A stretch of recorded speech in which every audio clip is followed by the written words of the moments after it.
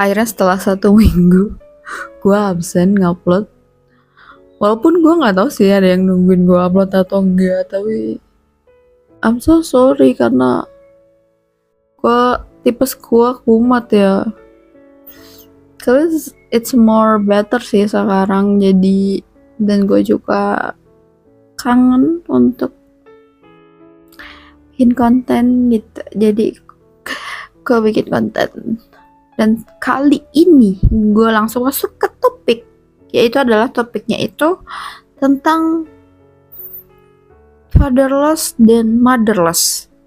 Gue bakal menjelaskan dengan sangat simpel dan sangat mudah dimengerti ya. Jadi mungkin di sini gue nggak akan pakai banyak-banyak istilah psikologi gitu.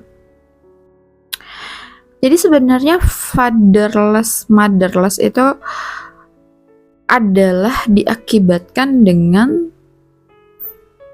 tidak adanya peran atau bisa jadi tidak terpenuhinya kebutuhan emosional dari peran seorang ibu dan peran seorang ayah gitu. Dan memang fatherless motherless ini biasanya memang dari keluarga yang broken home. Dan menurut gua banyak orang itu nggak mengerti ya bahwa broken home itu nggak selalu bercerai gitu. Jadi walaupun lengkap, walaupun tidak bercerai gitu, orang tuanya masih lengkap bersatu, masih ada. Tapi ketika ibunya dan bapaknya ini tidak mengerti cara memenuhi kebutuhan emosional sang anak, itu broken home juga gitu. Jadi makanya gue juga sudah sering mengedukasi ya, bahwa maksudnya ketika misalkan lu jadi orang tua gitu, kalau misalkan memutuskan untuk bercerai atau enggak, dan lu mikirin kayak kita itu harus tetap bersama untuk anak, coba lu analisis juga gitu, bahwa kayak lu tipe bersama lu tuh yang kayak gimana gitu. Karena maksudnya misalkan lu tetap bersama tapi misalkan sering bertengkar gitu, sering saling menyakiti, terus nggak bisa saling respect, terus kayak sering menyakiti anaknya gitu, sering melampiaskan emosi-emosi ke pasangan lu atau ke anak lu, itu kan gak sehat juga gitu untuk bersama. Jadi maksud gua tuh kayak gitu. Jadi kan kebanyakan mindsetnya itu yang penting tuh bersama gitu, untuk membuat anak bahagia dan sehat mental. Ternyata tidak sesimpel itu gitu. Bersama pun kalaupun maksudnya antara suami istri ini tidak harmonis dan juga tidak mengerti cara memenuhi kebutuhan anaknya, sebenarnya nggak apa-apa berpisah pun gitu. Bahkan akan lebih baik kalau misalkan ketika berpisah itu sama-sama bahagia gitu, suami istri ini gitu, sama-sama bisa lebih baik, sama-sama bisa lebih damai gitu kan. Karena yang seperti tadi ya, maksud gue tuh jangan asal bersama saja gitu, seperti itu. Atau misalkan bersama tapi misalkan saling menjelek-jelekan gitu ke anaknya, itu kan sebenarnya menciptakan kebencian gitu, dan itu juga tidak sehat kan, seperti itu. Atau bersama tapi ya saling menyakiti gitu, saling menyakiti perasaan, saling dingin atau saling tidak peduli, atau pokoknya intinya tuh kayak tidak hangat gitu. Jadi terkadang itu kita itu dalam membuat sebuah keputusan itu banyak pertimbangannya itu ke hal yang lebih ke akar gitu. Jadi jangan cuman kayak karena kata orang-orang jangan berpisah gitu karena demi anak. Harus cari tahu kenapa sih gitu. Figur orang tua seperti apa yang sebenarnya dibutuhkan anak gitu, bukan cuman harus saling bersama seperti itu. Oke ya, sekarang udah paham gitu ya konsep kayak broken home, tentang kayak fatherless motherless itu seperti itu gitu. Nah, efeknya dulu ya, gue efek dari fatherless motherless itu membentuk karakter anaknya seperti apa gitu. Di sini gue bakalan menjelaskan banyak contoh-contohnya. Nanti baru di akhir gue kasih tahu cara untuk penyembuhannya gitu, atau healingnya, atau misalkan mau menyembuhkan traumanya gitu. Efeknya itu banyak banget sebenarnya. Salah satunya itu adalah yang pasti anaknya itu susah percaya diri, terus susah menerima dirinya sendiri, susah self love, susah mencintai dan menyayangi dirinya sendiri, dan ada beberapa mungkin bisa destruktif juga gitu ya. Ada yang mungkin lari ke self harm, ada yang mungkin jadinya melakukan free sex yang sembarangan banget gitu. Terus mungkin ada juga yang kayak jadi menganggap manusia itu objek gitu, menganggap diri sendiri objek dan menganggap orang lain juga objek. Lalu ada juga yang membuat si anak ini tumbuh jadi gimana ya, jadi sulit gitu untuk bersosial gitu. Atau yang lainnya itu ada beberapa yang tumbuh itu jadi sulit untuk berkomitmen gitu. Kayak ada beberapa yang mungkin kepikiran gak pengen nikah sama sekali, atau jadi takut sama anak-anak gitu, takut punya anak gitu. Atau biasanya itu tuh sering terjebak ya dengan toxic relationship. Jadi kalau nggak dibenerin itu orangnya bakalan sering-sering terjebak sama toxic relationship gitu. Lalu yang selanjutnya itu adalah efek lainnya itu bisa dia itu tumbuh menjadi seseorang yang menganggap komitmen itu nggak penting, atau kayak seakan-akan tuh gimana ya, kayak underestimate gitu sama komitmen. Misalkan contoh dia itu entah mengapa dia itu lebih suka menjadi selingkuhan gitu daripada dia itu jadi yang utama gitu. Atau mungkin ada beberapa yang lebih suka jadi simpenan, jadi pelakor gitu. Atau ada juga yang kayak entah mengapa dia tuh lebih senang, lebih puas kalau misalkan dia itu bisa merebut pasangan orang gitu. Itu ada yang itu tuh sebenarnya kayak sesuatu yang dorongan dari alam bawah sadarnya gitu. Atau misalkan yang orang tuanya itu misalkan punya story, salah satunya itu misalkan selingkuh gitu ya. Entah itu anaknya tuh tahu secara langsung ataupun anaknya tuh cuma dengar gitu. Itu juga sama bisa ngefek ke kayak gini gitu. Jadi bukannya ketika tahu gitu ya, misalkan orang tuanya selingkuh, itu tuh tidak selalu sang anak itu jadi menghindari perselingkuhan gitu. Bisa jadi kayak dia tuh lebih suka gitu loh, entah mengapa. Jadi biasanya rasanya tuh seperti itu. Terus atau misalkan lebih suka jadi yang kedua, kayak lebih comfort gitu dia. Atau juga ada juga yang efeknya itu jadi gimana ya, jadi underestimate ke gender gitu. Maksudnya misalkan dia cowok gitu ya, dia tuh underestimate sama wanita gitu. Jadi di pikirannya itu kayak memandang semua wanita itu ya underestimate gitu, atau kalau misalkan dia wanita, dia itu bisa memandang underestimate pria gitu, seperti itu. Lalu efek lainnya itu bisa ke seperti kayak apa ya, jadi banyak banget relationship yang kacau gitu biasanya. Kayak tip attachment style-nya juga bisa jadi menjadi anxious atau avoidant kayak gitu.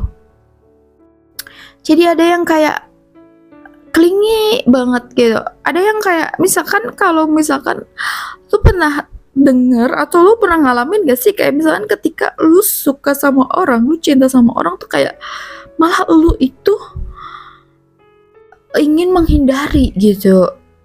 Itu tipe avoidant tuh seperti itu gitu, kayak maksudnya dia tuh takut kalau cinta sama orang tuh, dia tuh takut, dia terlalu sayang sama orang, dia tuh takut, jadi dia menghindari gitu. Seperti itu pun itu salah satu efek dari fatherless motherless ya. Dan lainnya itu mungkin ada yang mungkin lebih ekstrimnya lagi, itu jadi open BO gitu ya. Jadi wanita open BO atau pria open BO gitu. Karena yang open BO setahu gue bisa wanita bisa pria gitu. Terus atau enggak dia itu bahkan bisa ada beberapa yang jadi LGBT. Seperti itu. Karena bisa itu tuh sebenarnya gue pun meriset LGBT ya. Gue tuh meriset LGBT, gue meriset perselingkuhan juga gitu, kayak itu salah satu efeknya tuh bisa ke situ gitu. Jadi ketika seorang anak itu kurang mendapatkan kebutuhan emosional dari ibunya, dari bapaknya, ataupun dari keduanya, itu memang pasti menimbulkan beberapa gimana ya, beberapa gangguan mental yang menurut gue yang tadi gitu, yang sebenarnya tidak sehat kan, kayak gitu tuh gitu. Ketika misalkan ia menjual dirinya sendiri gitu, ketika menganggap bahwa diri sendiri itu tidak berharga, orang lain tidak berharga, manusia lain tidak berharga gitu kan, komitmen juga tidak berharga gitu, itu kan sebenarnya tidak sehat gitu. Nah, kenapa sih bisa banget menimbulkan kayak sometimes dia itu punya dorongan untuk menyukai hal-hal yang tidak umum gitu, karena adrenalin ya. Jadi nggak semua sesuatu yang misalkan kita sebagai anak orang tua kita tuh selingkuh gitu, terus kayak kan sebenarnya sakit ya kita tuh sebagai anak melihatnya gitu. Nah, tidak selalu efeknya itu kita tuh menjadi menghindari gitu. Bahkan terkadang ketakutannya ya misalkan jadi punya trust issue gitu, itu tuh malah menarik orang yang memang suka selingkuh gitu, karena di pikirannya itu kan selalu dengan ketakutan akan pasangan selingkuh gitu, dan bisa jadi lebih suka selingkuh juga gitu. Di sini maksud gue itu kan kenapa gue nyebutin banyak, karena bisa jadi banyak banget memang gitu gangguan mental yang terjadi karena si fatherless motherless ini. Dan kalau misalkan kayak ketika lu dengar ini gitu dan lu punya dorongan hasrat bawah sadar yang seperti itu gitu, kalau gue boleh ngasih tau, itu tuh nggak sehat sebenarnya, nggak sehat buat lo dan nggak sehat sebenarnya buat orang lain kan gitu maksud gue. Jadi ini khusus untuk lo yang mau nanti gimana sih, bisa sembuh nggak sih gitu, ini tuh bisa sehat, bisa lebih sehat nggak sih gitu mentalnya gitu, alam bawah sadarnya itu bisa jadi sehat nggak? Jawabannya bisa, bisa banget ketika yang mau sehatnya itu adalah orang yang ngalamin. Makanya gue tidak terlalu menyarankan kalau misalkan lu itu mau nyembuhin orang yang seperti itu gitu, karena susah, gak bisa. Gue sudah riset ya, kayak ketika memang keinginan sembuhnya itu bukan dari diri sendiri, itu tuh susah gitu. Gak usah gitu ya, kita kadang nyembuhin diri sendiri aja itu effort banget gitu, padahal kita udah ingin, apalagi orang lain gitu kan, posisi yang berbeda jiwa, berbeda pikiran. Karena kalau yang sakitnya itu mental atau jiwa itu nggak kelihatan, lu nggak bisa kan lihat pakai mata biasa gitu, makanya kadang lu nggak tahu separah apa gitu, kadang lu juga sulit untuk menganalisanya gitu. Atau kalau misalkan pengen clear banget, silakan datang ke profesional gitu, ke psikiater, ke psikolog gitu kan. Jangan self diagnose. Lebih baik informasi ini tuh jadi self aware yang kayak lu bisa tanyain ke yang lebih profesional lagi gitu, seperti itu.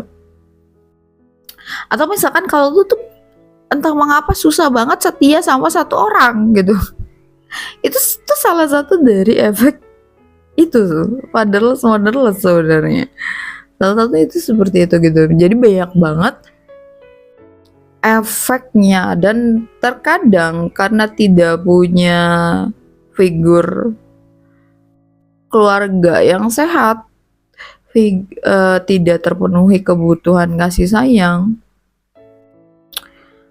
bisa jadi itu mempengaruhi tidak punya pemahaman yang mendalam akan peran menjadi seorang istri, peran menjadi seorang suami, bahkan peran menjadi orang tua gitu.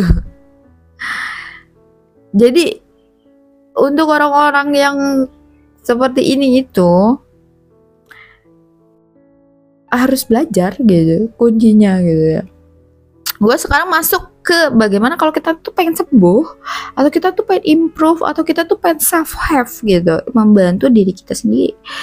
Yaitu yang pertama itu adalah mulai belajar merubah mindset gitu, untuk lebih sehat mindsetnya. Contoh, kayak misalkan tadinya itu menganggap diri sendiri objek dan orang lain objek, coba ganti gitu. Buang mindset kayak gitu, bahwa gue berharga, bahwa orang lain juga berharga, gue harus dihargain, semua orang juga harus dihargain gitu. Kuncinya itu mulai belajar untuk self love, mencintai diri sendiri, menyayangi diri sendiri, belajar untuk menerima diri sendiri, belajar untuk apresiasi. Jadi ketika sebenarnya kalau kita seorang anak ya, kita itu dari keluarga yang tidak melek parenting gitu, sebenarnya itu bisa kita obati dengan kita itu memprovide diri kita ke diri sendiri gitu. Jadi maksudnya yang hilang, yang tidak terpenuhinya itu kita penuhi sendiri.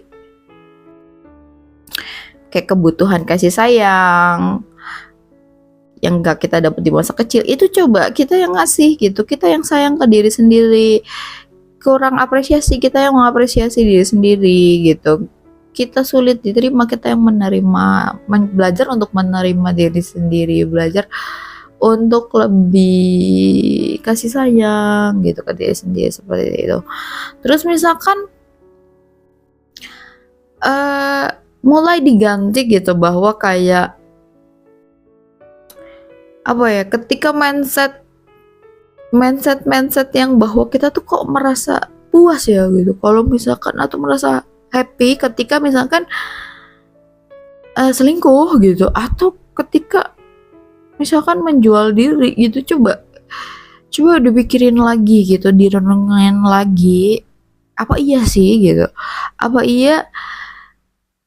iya sehat dan baik untuk diri kita ketika kita itu berbahagia di atas penderitaan orang lain gitu, karena udah pasti ada yang tersakiti gitu kan sebenarnya ketika misalkan melakukan aktivitas yang seperti itu gitu.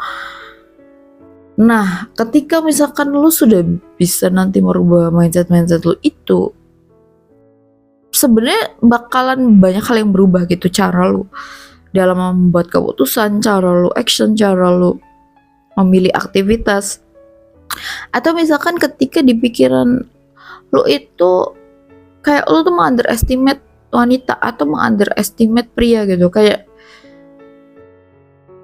semua pria nggak benar atau semua wanita kok nggak benar gitu, kayak semua pria harus direndahin gitu, atau semua wanita harus direndahin. Nah itu tuh dibuang gitu, jangan berpikir yang seperti itu, jangan overgeneralisasi gitu bahwa tidak semua wanita itu seperti itu dan tidak semua pria itu seperti itu gitu. Jadi mindsetnya tuh lebih sehat, karena kan sebenarnya mindset kita itu, apa yang kita pikirkan itu sebenarnya itu menarik realita gitu. Semua realita yang terjadi itu berasal dari apa yang kita pikirkan. Jadi sebenarnya ketika kita memikirkan hal-hal yang negatif terus-terusan, kita tuh sebenarnya sedang menarik hal tersebut lebih cepat gitu. Makanya kalau misalkan lu sering mungkin dengar atau ada beberapa kasus gitu, kayak padahal misalkan dia ngomong gini, padahal gue tuh trauma sama ini, sama yang ini, sama hal gini, kok tapi malah gue tuh dapatnya gini terus gitu, kok gue malah dapat yang kayak gini gitu. Nah itu tuh maksud gue tuh, ketika yang lu terus-terusan memikirkan hal negatif, ketika lu terus-terusan memikirkan kekhawatiran lu memikirkan yang lu takutkan, itu tuh sometimes lu tuh sebenarnya secara tidak sadar berkontribusi untuk menarik hal-hal tersebut gitu. Makanya penting untuk mencoba menjernihkan pikiran, menjernihkan hati lo gitu. Dan akan lebih baik lagi sih ketika misalkan lu punya kebesaran hati untuk memaafkan, untuk ikhlas gitu, untuk mengikhlaskan masa kecil lo dan berfokus ke solusi, ke perbaikan, ke masa depan gitu kan. Seperti itu. Kenapa sih orang yang tidak terprovide itu mudah sekali tidak setia atau berselingkuh? Karena sebenarnya biasanya tuh mindsetnya itu adalah pasangannya itu adalah yang bertanggung jawab sepenuhnya untuk kebahagiaannya dia. Makanya ketika dia merasa pasangannya itu tidak memenuhi ekspektasi atau tidak membahagiakan dia sepenuhnya, biasanya dia itu akan mencari opsi-opsi kebahagiaan instan gitu, yang kadang tidak sehat. Kayak mungkin beli gitu, atau mungkin selingkuh gitu. Makanya ada beberapa kasus kayak ketika istrinya hamil, suaminya selingkuh. Ketika punya anak, suaminya selingkuh gitu. Karena maksudnya ketika sang istri sedang sibuk gitu, mungkin kan banyak banget yang diurusin ketika lagi hamil, mungkin dia juga sedang struggle sama tubuhnya gitu, dengan banyak hal yang dia kaget sebelumnya, atau ketika baru punya bayi kan sibuk gitu kan suaminya mungkin tidak terlalu diperhatikan seperti sebelumnya. Itu kadang ada beberapa suami itu yang berpikir untuk selingkuh atau beli gitu. Itu karena menurut dia itu istrinya itu adalah tanggung jawab utama untuk membahagiakan dia gitu. Jadi ketika dia tidak merasa dibahagiakan, dia tidak terpenuhi gitu kasih sayangnya secara full, dia tuh mengambil jalan yang tidak sehat gitu. Seperti itu. Dan baby blues juga, ini info tambahan aja ya, baby blues itu bukan cuma dialami sama istri aja, bisa dialami sama suami, sama bapaknya, bukan sama ibunya aja gitu. Jadi akan lebih baik kalau menurut gua kalau misalkan ada sesuatu yang menurut lo kok kayak ada yang there's something wrong gitu sama pikiran lo, sama mental lo, sama jiwa lo, bisa ya silakan cari bantuan profesional gitu. Untuk kalau dua-duanya merasa there is something wrong gitu. Karena sebenarnya akan lebih baik ketika ada masalah itu cepetan diberesin atau cepetan dicari jalan keluarnya gitu, daripada menumpuk terus-terusan. Karena itu lebih tidak sehat gitu ya. Seperti itu. Dan mulai belajar untuk menghargai diri sendiri dan menghargai setiap orang ya gitu. Kan sebenarnya ketika gimana ya, tidak sehat gitu ketika orang itu melakukan free sex itu tanpa responsibility, tanpa tanggung jawab, dan tanpa kesadaran ya. Maksudnya tuh terkadang bukan masalah benar atau enggak free sexnya, tapi maksudnya keadaan mental, keadaan jiwa lo, keadaan pikiran lo, akal sehat lo gitu ketika melakukan itu. Melakukan seks itu jauh lebih penting sebenarnya untuk dicek gitu. Karena bisa sebenarnya, karena doing free sex itu nggak mungkin sendirian ya. Jadi maksudnya bisa jadi lu sedang merusak diri lu dan merusak orang lain tanpa lu sadari gitu. Tanpa konsen yang jelas juga. Karena sebenarnya kan ketika orang itu tidak dalam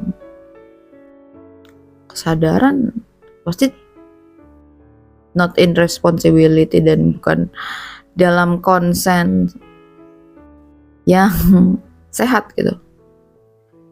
Seperti itu. Atau misalkan kalau nggak ngerti peran menjadi seorang istri, peran menjadi suami, peran menjadi orang tua, silakan dipelajarin gitu. Karena banyak banget kok. Apalagi sekarang itu ada internet gitu ya, udah di mana-mana gitu. Misalkan belajar, ada banyak bukunya gitu. Kalau misalkan tidak mengerti apa saja perannya ketika menikah, ketika menjadi orang tua gitu, yang menyehatkan mental diri sendiri, menyehatkan mental pasangan, menyehatkan mental anak juga gitu, atau untuk membangun hubungan yang sehat, hubungan pernikahan yang sehat, menjadi orang tua juga yang sehat mental, untuk kesehatan mental anaknya juga. Seperti itu sih. Karena sebenarnya apapun ya yang lu ingin pelajari zaman sekarang itu di mana-mana bisa ada gitu. Jadi ini tentang niat dan kemauan aja. Dan gue juga soalnya gue salah satu juga ya yang mungkin menurut gue broken home walaupun tidak berpisah sih. Dan memang gue pun struggle ya. Sampai detik ini gue masih belajar untuk memperbaiki diri gue dan untuk menjaga mental gue juga. Untuk tetap sehat. Gitu. Karena ini banyak banget sih untuk kebaikan diri gue sendiri, kebaikan untuk pasangan gue, dan kebaikan juga mungkin untuk anak gue, kalaupun gue married dan punya anak.